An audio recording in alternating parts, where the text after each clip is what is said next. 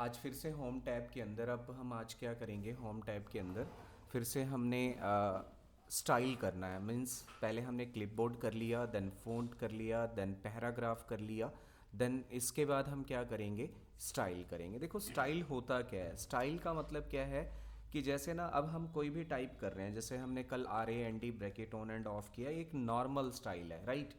लेकिन मैं ना इसका स्टाइल चेंज करना चाहता हूँ। जैसे मैंने ये ऑब्जेक्ट सेलेक्ट किया और इसका स्टाइल, हमारे पास ना डिफरेंट टाइप के स्टाइल दे रखे हैं, कोई भी स्टाइल लगा सकते हैं। जैसे फॉर एग्जांपल कि अगर मुझे हेडिंग स्टाइल बनाना है, मान लो कि मुझे ये हेडिंग का स्टाइल में कन्वर्ट करना है, तो मैं हेडिंग स्टाइल पे क्लिक कर दूंगा।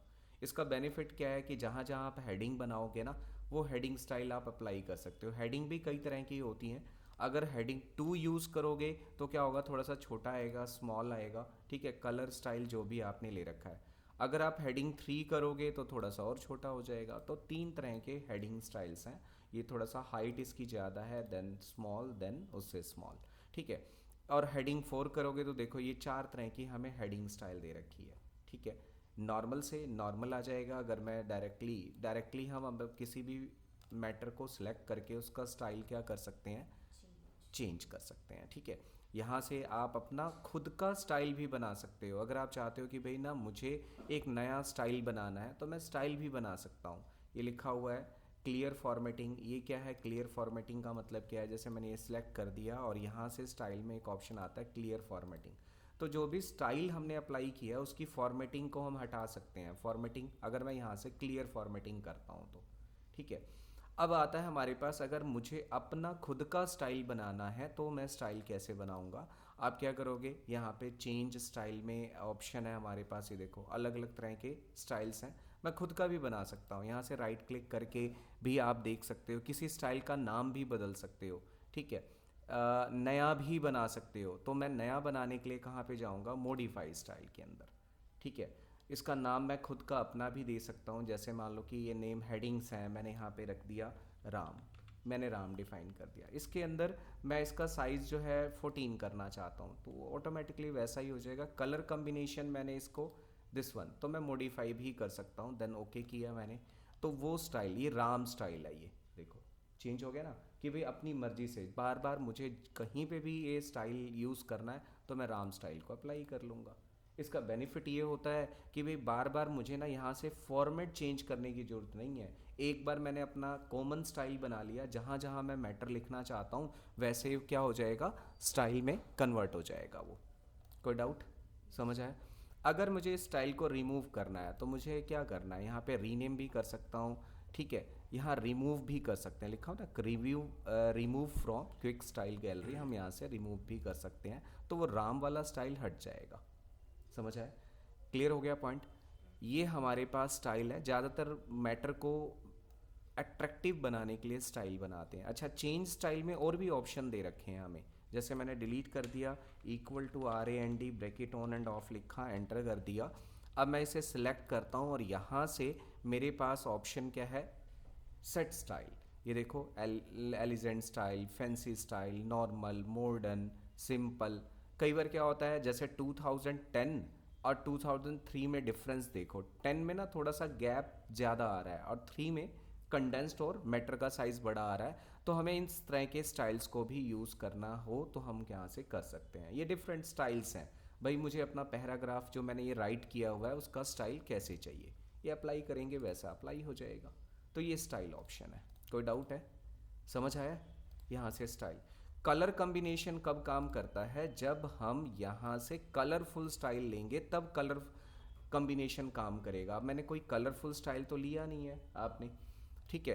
तो यहाँ से अगर हमने कलर वाले ले रखे हैं तो कलर वाले भी हम यूज़ कर सकते हैं। अभी फ़िलहाल मेरे पास ये कलर स्टाइल नहीं है, आगे में जैसे मैं बनाऊंगा कलर वाला तो आप कलर स्टाइल भी चेंज कर सकते हो, ठीक है। ये सारे के सारे क्या है, नॉर्मल है ना। अगर आप यहाँ से चाहते हो अप्लाई सेट, मैंने ये सेट किया हुआ है, डिफ़ॉल्ट करेंगे तो हमेशा ब्लैक एंड वाइट ही आएगा।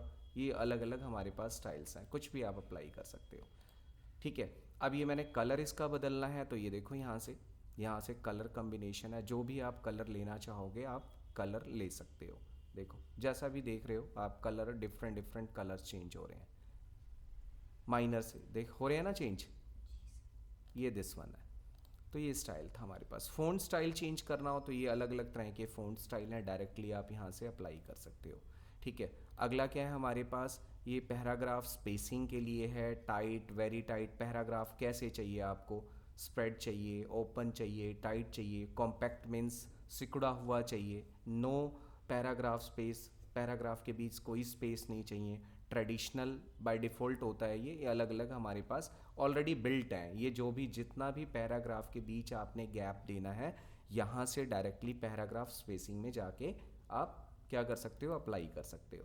दूसरा यहाँ पे सेट एज डिफ़ॉल्ट का क्या मतलब होता है, सेट एज डिफ़ॉल्ट का मतलब है जो चीज़ मैंने सेट कर दिया ना, तो परमानेंट जितने भी हम डॉक्यूमेंट्स बनाएंगे उस पर यही स्टाइल सेट रहेगा। तो हम सेट एज डिफ़ॉल्ट करते नहीं है, हर एक डॉक्यूमेंट में अलग अलग होती हैं। ये लिखा हो ना सेट एज डिफ़ॉल्ट, डिफ़ॉल्ट का मतलब परमानेंटली सेट कर देना। तो ये क्या था आपके सामने, स्टाइल कैसे सेट करते हैं। ओके, अगला ऑप्शन आता है find, replace and select. Find क्या होता है, फाइंड के बारे में हम बात करते हैं। फाइंड जैसे ना हमने कोई भी मैटर लिखा, जैसे एक कॉमन मैटर होता है टाइपिंग वाला, जैसे मैंने लिखा यहाँ पे the quick brown fox, small में लिख लेते हैं। यहाँ से हम एक नई फाइल बनाते हैं और फिर इस ऑप्शन को मैं सिखा रहा हूँ आपको। यहाँ पे मैंने न्यू फाइल क्रिएट कर ली, ब्लैंक डॉक्यूमेंट, और मैंने यहाँ पे ना एक वर्डिंग लिखी the quick brown fox, the quick brown fox. ये एक ऐसी लाइन है जिसके अंदर आपके 26 के 26 लेटर आ जाते हैं। टाइपिंग प्रैक्टिस के लिए इसे यूज़ कर सकते हो। The quick brown fox jumps right over the little lazy dog. इसमें 26 के 26 लेटर हैं, राइट। अब मैं इसकी कॉपी पेस्ट कर देता हूँ। कंट्रोल शिफ्ट ग्रेटर देन से हम बड़ा कर सकते हैं, कंट्रोल सी से कॉपी और कंट्रोल वी से पेस्ट होता है। मैंने पेस्ट कर दिया।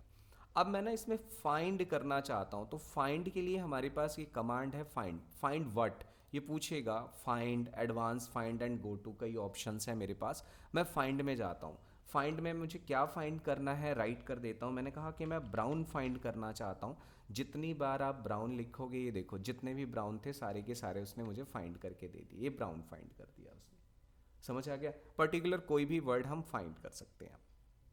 दूसरी चीज़ क्या है, अगर मैं यहाँ पे करता हूँ find, advance find, advance find में आप देखोगे तीनों ऑप्शंस आपके सामने ही है। ब्राउन है, ऑप्शंस हमें दे रखे हैं। रिप्लेस, भाई ब्राउन की जगह मैं ब्लैक लिखना चाहता हूँ। रिप्लेस का मतलब क्या है, यहाँ पे ब्राउन की जगह मुझे ब्लैक वो यूज़ करना है। तो मैं यहाँ पे रिप्लेस, एक बार रिप्लेस करूँगा तो ब्राउन की जगह क्या हो रहा है, ब्लैक हो रहा है। ठीक है, अगर मैं रिप्लेस ऑल कर दूंगा तो क्या होगा, हर जगह रिप्लेस हो जाएगा। तो पर्टिकुलर ऐसा भी होता है कि कई बार हम चाहते हैं भाई ब्राउन की जगह ना फिलअप्स आ जाए। फिलअप्स मतलब फिल इन द ब्लैंक्स आ जाए, तो मैं यहाँ पे माइनस हाइफन भी लगा के अगर मैं रिप्लेस ऑल करूँगा तो क्या करेगा, जहाँ जहाँ पे भी है इसे, ये देखो यहाँ ध्यान से, आपको स्टार्टिंग में ना पहले फाइंड करना पड़ेगा ब्लैक। उसने सारा ब्लैक कर दिया ना, तो हम पहले ब्लैक को फाइंड करेंगे। ये देखते हैं, मैं पहले यहाँ पे ब्राउन की जगह ब्लैक फाइंड करूँगा, राइट।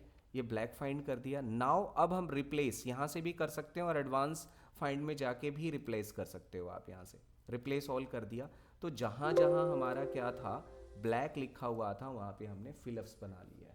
डायरेक्टली हम फिलअप्स भी बना सकते हैं रिप्लेस एंड फाइंड की हेल्प से। अच्छा, यहाँ पे गो टू ऑप्शन होता है, इसी के अंदर गो टू ऑप्शन है। ये गो टू क्या काम करता है, मान लो मैं लाइन नंबर 1 पे हूँ और लाइन नंबर 4 पे जाना चाहता हूँ, तो डायरेक्टली गो टू पे क्लिक करेंगे और पेज नंबर पे जाना है, सेक्शन नंबर पे जाना है, लाइन नंबर, बुक मार्क आगे आएगा जैसे आप करोगे। होता क्या है, अभी फ़िलहाल मैं लाइन नंबर 4 पे जाना चाहता हूँ, जैसे इसे ओके करूँगा तो डायरेक्टली हम लाइन नंबर 4 पे चले जाएंगे। समझ आ गया, देखो 1 2 3 4 पे आ गए हैं। तो ये था फाइंड, एडवांस फाइंड के अंदर नॉर्मली है। देन उसके बाद गो टू, और इसके बाद रिप्लेस में आप चेंज कर सकते हो पर्टिकुलर जो भी आपने फाइंड किया है मैटर। और उसके बाद यहाँ से क्या ऑप्शन आता है, देखो सिलेक्ट ऑल, सारा का सारा मैटर सिलेक्ट हो गया। अगला ऑप्शन क्या है हमारे पास, कहता है सिलेक्ट ऑब्जेक्ट। ऑब्जेक्ट क्या होता है, जब हमने कोई भी डायग्राम बना रखा है, जैसे इंसर्ट में जाके अगर हम कोई भी शेप्स ले लेते हैं और मैंने ये सर्कल ले लिया, राइट। अगर मैं यहाँ कर्सर है मेरे पास और मैं यहाँ पे सिलेक्ट ऑल करूँगा तो सारा ही सिलेक्ट हो रहा है, लेकिन मैं सिर्फ ऑब्जेक्ट को सिलेक्ट करना चाहता हूँ, तो सिलेक्ट में जाके सिलेक्ट ऑब्जेक्ट। तो इस पे ऐसे क्लिक करके सिलेक्ट नहीं होगा, सिर्फ ये मैटर सिलेक्ट होगा अगर आप सिलेक्ट ऑब्जेक्ट ऑप्शन लोगे तो। समझ गए? ऑब्जेक्ट का मतलब कि अगर हमने कोई भी ऑब्जेक्ट बनाया हुआ है, इंसर्ट से कोई शेप्स वगैरह ले रखी हैं, तो उसको हम क्या बोलते हैं? Select objects. कैसे यूज़ करेंगे? यहाँ पे आप होम में जाओगे और होम में जाने के बाद आप सिलेक्ट में सिलेक्ट ऑब्जेक्ट। कोई डाउट है? ये ऑप्शन तभी काम करेगा। सिलेक्ट ऑल से तो सारा सिलेक्ट हो जाता है। अब देखो नीचे अगला ऑप्शन क्या है? सिलेक्ट लिखा हुआ है all text with similar text formatting. जो भी है सिमिलर फॉर्मेटिंग, इसका क्या यूज़ है ध्यान से देखते हैं। मान लो कि मैंने क्या किया, इसे सिलेक्ट में जाके पहले हम इसको ऑफ कर लेते हैं, नहीं तो सिलेक्ट नहीं करेगा। मैंने इसे सिलेक्ट किया और मैंने इसको कलर रेड कर दिया, इसको मैंने बोल्ड कर दिया, राइट। अब मैं ऐसी ही फॉर्मेटिंग ब्रश उठा के मैं यहाँ पे यूज़ कर लेता हूँ, ठीक है। मैंने ऐसी ही फॉर्मेटिंग मैंने इस वाले प्लेस पे यूज़ कर ली, हो गया ना ये। अब देखो यहाँ पे क्या है हमारे पास, सेलेक्ट के अंदर कहता है select all text with similar formatting. तो सिर्फ जहां उसे एक जैसा फॉर्मेट मिला है ना, सिर्फ उसी को उसने सिलेक्ट किया है ना। इंपॉर्टेंट देखो ये क्या लिखा हुआ है, select text with similar formatting, जहां पे उसे एक जैसा फॉर्मेट। अगर मैंने ये नॉर्मल किया, ये नॉर्मल पे रखा हुआ है और मैं इस ऑप्शन को यूज़ करता हूँ, तो सिर्फ क्या करेगा, उन तीनों को छोड़ देगा, बाकियों को सिलेक्ट कर देगा। समझ आया? तो ये क्या था हमारे पास, सिलेक्ट के अंदर select all, select object, select text with similar formatting. और एक सिलेक्शन पेन होता है। सिलेक्शन पेन क्या होता है, ध्यान से देखते हैं। जैसे मान लो कि मैंने क्या किया, शेप्स ले ली, एक ये रेक्टेंगल ले लिया, यानी राउंडेड रेक्टेंगल है ये कोनों से। फिर मैं गया यहाँ पे इंसर्ट में और एक मैंने ये सर्कल या ओवल या इलिप्स बोलते हैं इसे, हमने ये सिलेक्ट कर लिया। अब मैं यहाँ सिलेक्ट में जाके ना ये सिलेक्शन पेन ऑन कर लेता हूँ। सिलेक्शन पेन के अंदर जितने भी हमने ऑब्जेक्ट बना रखे होंगे ना, वो पेन्स में शो करता है। देखो अगर मैं इसको ऑफ करना चाहता हूँ स्क्रीन से तो मैं ऑफ कर सकता हूँ। यहाँ से राउंडेड रेक्टेंगल को ऑफ करना चाहता हूँ तो ये होता है सिलेक्शन पेन। ये भी काफ़ी कम लोगों को पता होता है कि भाई सिलेक्शन पेन का यूज़ क्या है। जैसे इस डॉक्यूमेंट पे अभी मुझे ये दोनों डायग्राम हाइड करने हैं, तो मैं क्या करूँगा, सिलेक्शन पेन में ऑन कर लूँगा और जब भी मेरा काम ख़त्म होगा मैं डायरेक्टली इस सिलेक्शन पेन को ऑन कर दूंगा और मेरा वो डायग्राम आ जाएगा। तो ये था आपके पास home tab complete. Home tab जिसमें हमने पहले क्लिपबोर्ड सीखा, देन उसके बाद फ़ॉन्ट सीखा, देन पैराग्राफ, फिर हमने जो फॉर्मेट, जो ये हमने टेक्स्ट लिखा है उसका स्टाइल सेट किया है, उसके बाद हमने यहाँ से चेंज स्टाइल ऑप्शन यूज़ किए हैं, ठीक है। और उसके बाद find, replace and then select, अलग अलग ऑप्शंस की हैं। तो ये है हमारे पास होम टैब इन माइक्रोसॉफ्ट